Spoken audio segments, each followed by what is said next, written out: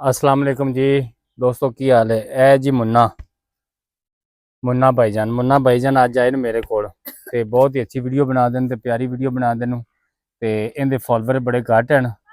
इस बच्चे नूं तुसीं लाइक करो, फॉलो करो, शेयर करो। ते अपना मुन्ना जी अपने चैनल का की नाम है? साडे चैनल का नाम जी लाला हफीज। इहदे चैनल का नाम है जी लाला हफीज।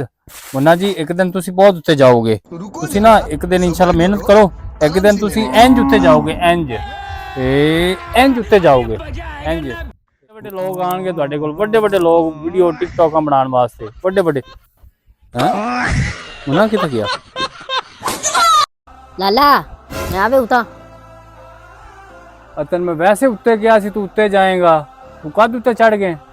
लाला तू अपे तो क्या तू एक दिन उता जाएगा तो मैं उता चढ़ गई।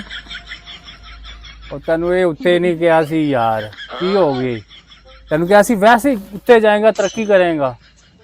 मैं तो उत्ते चढ़ा हूं। कैसा बंदा है यार। घर में तेनू कहा सी वैसे तो उत्ते जाएगा तरक्की करेगा। फड़ी